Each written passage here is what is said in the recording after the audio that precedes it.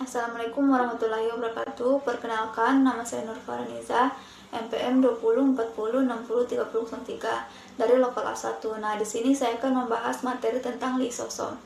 Pertama-tama kita harus ketahui apa itu lisosom. Jadi, lisosom berasal dari kata liso, pencernaan, dan soma, tubuh. Jadi, lisosom merupakan kantong yang berbentuk agak bulat dikelilingi membran tunggal yang digunakan sel untuk mencerna makromolekul.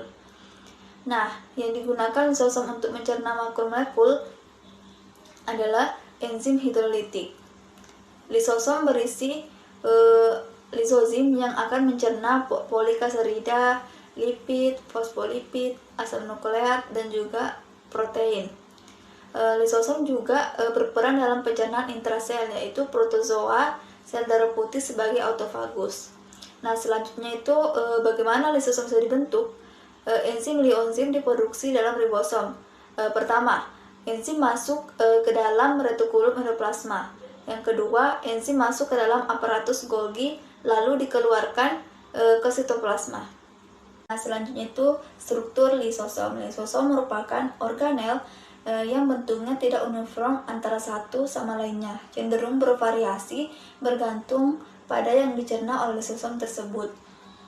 Namun, pada umumnya lisosom memiliki bentuk yang hampir bulat dengan garis tengah berada pada kisaran 0,05 sampai 1,2.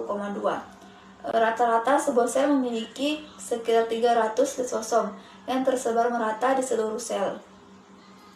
Nah, secara struktur, lisosom terdiri dari yang pertama, membran lisosom, yang kedua, enzim lisosom. Lisosom dikelilingi oleh membran yang terdiri dari pertama, fosfolipid yang memisahkan bagian dalam lisosom dari lingkungan.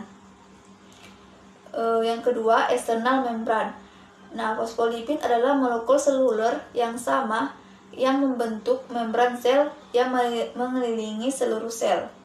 Selanjutnya itu ada fungsi dari lisosom. Lisosom berfungsi dalam pencernaan sel. Lisosom mencerna materi yang berasal dari dalam dan luar sel.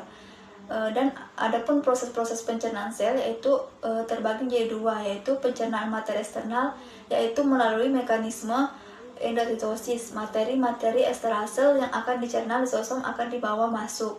Nah, mekanisme ini merupakan pengambilan sel bahan dari lingkungan oleh membran plasma yang meliputi fagositosis, yaitu proses menelan mikroorganisme atau benda asing lain oleh fagosit. Selanjutnya itu pinositosis, yaitu mekanisme yang digunakan sel untuk mencerna cairan ekstraseluler dan isinya.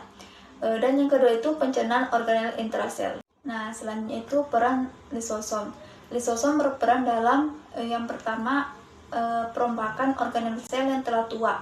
Yang kedua, fertilasi di mana bagian kepala sperma yang dinamakan okrosom mengandung enzim hyaluronidase untuk mencerna zona polisida pada sel telur. Yang ketiga, proses metamorfosis pada katak, misalnya menyusutnya ekor pada berudu karena dicerna oleh enzim katapsin di dalam lisosom.